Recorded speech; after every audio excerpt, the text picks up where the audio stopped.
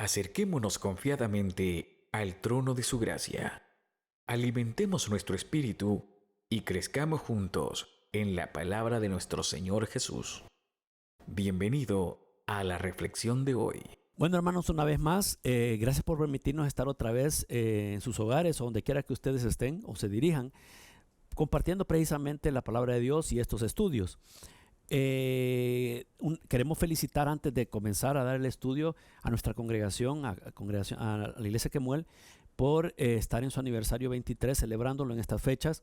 La verdad es que es como ya he dicho antes, ¿verdad? Es un privilegio que estemos aquí desarrollando la voluntad de Dios a través de la visión que Dios le dio a nuestro pastor Carlos Abún. Gracias a todos, gracias pastor por la visión en donde nos ha permitido incorporarnos a todos para desarrollar pues con tranquilidad nuestros ministerios. Los dones que Dios nos ha dado para compartirlos con la congregación. Gracias por la oportunidad y una vez más, felicitaciones Iglesia Quemuel por su aniversario 23 en estas fechas. Por otra parte, recordarles que pueden suscribirse al canal de la Iglesia Quemuel, el canal de YouTube, ¿verdad? Allí donde estén y dándole clic a la campanita también y compartir estos estudios con otros hermanos en Cristo u otras personas que usted considere que le puede servir de algo los estudios que aquí damos. Finalmente recordarles que este ministerio se llama ¿Entiendes lo que lees? En el sentido de estar estudiando la palabra de Dios y ver aquellos temas, ¿verdad? Que no se tratan usualmente, pero que la Biblia los contempla y que nosotros pues tenemos a bien de poderlos compartir. En esta ocasión vamos a hablar sobre un tema que se llama de la necesidad de conocer la voluntad de Dios. Ese es el tema que en esta tarde pues quiero compartir con ustedes.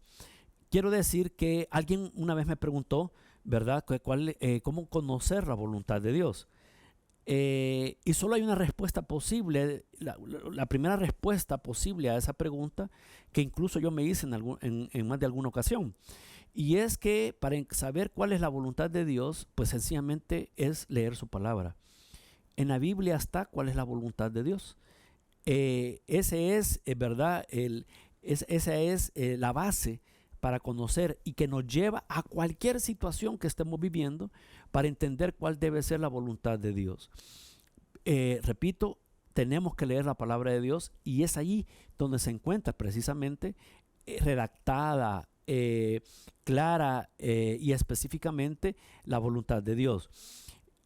Precisamente en Deuteronomio 29:29 Dios dice que hay cosas que Él mantiene ocultas. Y esas cosas que mantiene ocultas son de Él, no son nuestras. No tenemos por qué saberlas, no tenemos responsabilidad de conocerlas o ponerlas por obra. Pero las cosas, ¿verdad?, que Él reveló, las verdades que Él reveló, sí tenemos nosotros, todos nosotros tenemos responsabilidad de conocerlas, pero no solo de conocerlas, sino que también de ponerlas por obra. Así que como ven, una vez más, quiero conocer la voluntad de Dios, pues leamos la palabra de Dios. En ese sentido, ¿verdad? Quiero que nos aboquemos nosotros a un texto que es un texto de una situación que ocurrió bastante conocida, que está en 1 Crónicas capítulo 13, verso 10. Y antes de llegar a eso, quiero narrar rápidamente el aspecto histórico que sustenta este verso, a donde yo quiero llegar en esta ocasión. Y es que Saúl, ¿verdad? Tenía una batalla contra los filisteos. Y bueno, había tenido varias batallas contra los filisteos, pero esta última batalla resultó ser decisiva. Y en esa batalla iba prevaleciendo los filisteos contra los ejércitos de Israel. Recordemos de que Saúl ya había sido desechado por Dios. Dios ya había mandado a Samuel que ungiera a otro rey en la figura de David. Y esa era la situación que se estaba viviendo en Israel. Y los filisteos estaban prevaleciendo. Y viene Saúl y se le ocurre que para poder ganarle a los filisteos, manda a traer el arca del pacto, ¿verdad? Como a manera de entender que una vez llega el arca del pacto, entendía Saúl que Dios iba a respaldar a Israel para poder vencer los ejércitos filisteos, los ejércitos enemigos. Y en efecto así fue como lo hizo, pero lo que él no sabía es que el Señor tenía realmente otros planes y el Señor no apoyó esa acción de Saúl. Y entonces, aunque los filisteos cuando vieron el arca del pacto al principio se afligieron y se asustaron, pero al ver que no pasaba nada, siguieron combatiendo. y precisamente ocurre la tragedia que en esa lucha pierde la vida Saúl, pierde la vida su hijo Jonatán, que era muy buen amigo de, como todos sabemos, de David, y no solo eso, sino que también capturan y se llevan el arca. El arca estuvo en manos de los filisteos, la cual la pusieron en el templo del dios Dagón, y pasaron circunstancias y situaciones ahí que ustedes pueden leer en el libro de Primera de Crónicas, ¿verdad? Que no vamos a entrarle a eso ahora, pero pasaron varias situaciones, hubo plagas, tenían curiosidad qué es lo que había adentro del arca, curiosidad, y al final pues terminaron con plagas distintas, murieron un montón de gente. Al final ellos decidieron ya no seguir con el arca y le avisan a los israelitas que se la iban a devolver. Y en efecto, se la devuelven, pero aquí hay un detalle que quiero hacer yo notar. Y es que los filisteos no estaban obligados en absoluto a saber cómo se transportaba el arca, de qué manera, quiénes lo podrían hacer y en qué ocasiones había que hacerlo.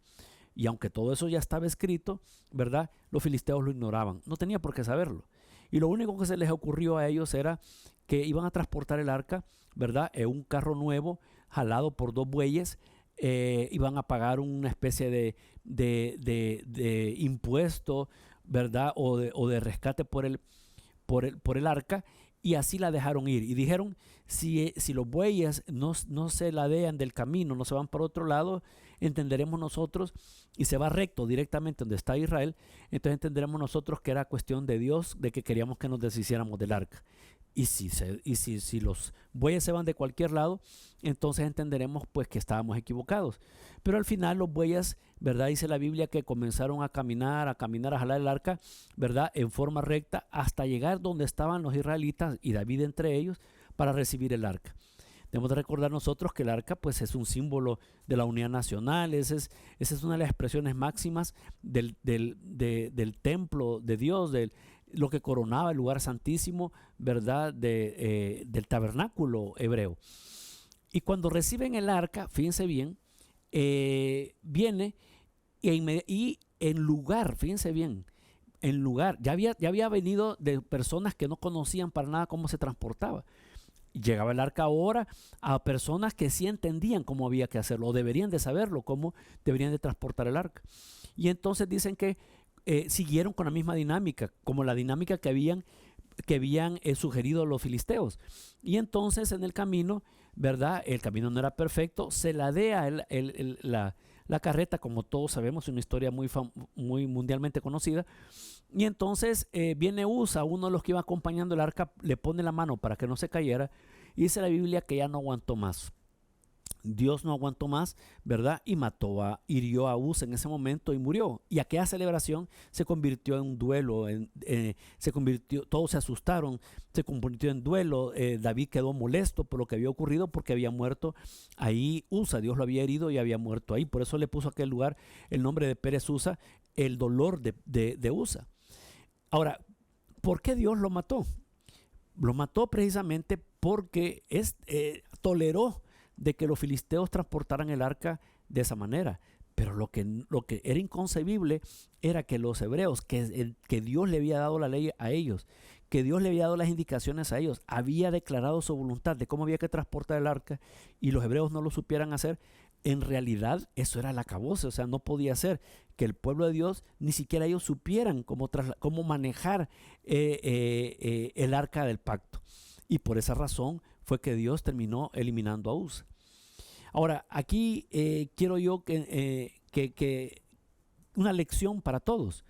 Muchas veces las cosas no nos han salido bien, no porque las hagamos, no porque hayamos hecho algo malo o hayamos hecho un procedimiento que no era el adecuado, sino que simple y sencillamente porque desconocíamos cuál era la voluntad de Dios.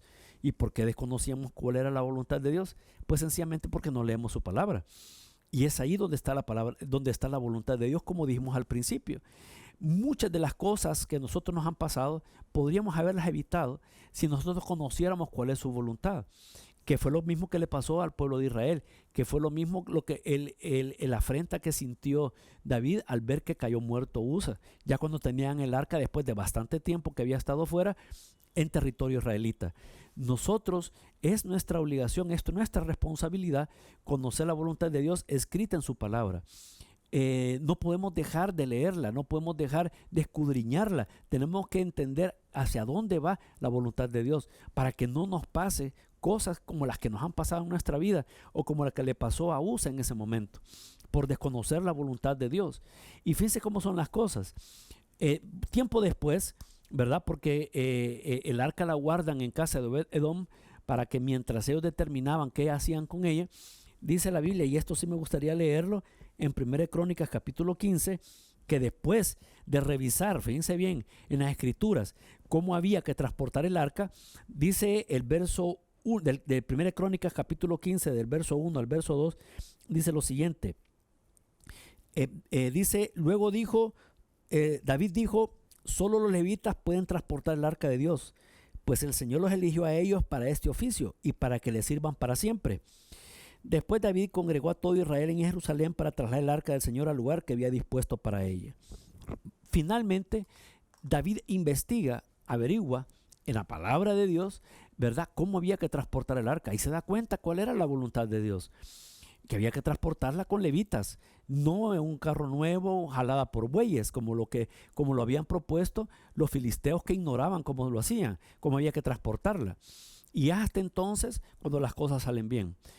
La sugerencia y la recomendación para ustedes y para este servidor, para todos los que escuchen este estudio, es que lo primero que tenemos que hacer es buscar en la palabra de Dios la voluntad de Dios para nuestras vidas. Está ahí narrada, está ahí las verdades que nos vamos a necesitar para resolver las diferentes situaciones que tenemos en la vida. No necesitamos llegar a temas extremos o tragedias personales o problemas que nos rodean y de los cuales no podemos salir, sencillamente porque desconocemos la voluntad de Dios, porque no leemos las escrituras. El tema principal del estudio de esta ocasión es precisamente para decirles, hermanos, leamos la Biblia, leámosla con tranquilidad, no porque yo voy a cumplir leyéndola sencillamente una porción, una cuota del día, sino que voy a encontrar en ella lo que necesito, las herramientas que necesito, la sabiduría y las verdades que necesito para poder, en el nombre del Señor, resolver situaciones en las cuales estamos envueltos. Para eso sirven las escrituras, es decir, para que me guíe. La Biblia dice que el Espíritu de Dios nos va a guiar a toda verdad. La palabra de Dios es lámpara a nuestros pies en la oscuridad del mundo que vivimos. Y necesitamos luz para no caernos, para no encontrar un hoyo sin saber y nos vamos en él, sino que necesitamos comprender cuál es nuestra realidad. Y para ello, la voluntad de Dios, y para ello es leer su palabra. Por eso en esta ocasión, ¿verdad?, David posteriormente se dio cuenta de eso. Si David supiera o alguien le hubiera dicho cómo realmente había que transportar el arca del pacto, pues no hubiera muerto Usa. Inmediatamente cuando los bueyes y el carro nuevo llegó, ¿verdad?, lo que hubieran hecho era desarmar todo eso, poner a los levitas con vestidos por la ocasión, con su pectoral, etcétera, y toda su vestimenta para la ocasión, y ellos hubieran llevado el arca. No hubiera pasado nada. Pero no fue así, sino que fue posteriormente a la muerte de Usa. Ocurrió un hecho totalmente innecesario. ¿Cuántas cosas innecesarias pasan en nuestra vida precisamente porque desconocemos la voluntad de Dios? Meditemos, démonos cuenta de que podemos comenzar a resolver cosas. No nos quedemos detenidos, no nos quedemos en suspenso para ver que nos diga, Señor, háblame. Hay un meme muy interesante que yo he compartido, que hay alguien que dice, Señor, hábleme, y del cielo sencillamente se ve una mano con la Biblia mostrándosela. Ahí está la voluntad de Dios, ahí nos ha hablado el Señor, y eso precisamente es lo que necesitamos.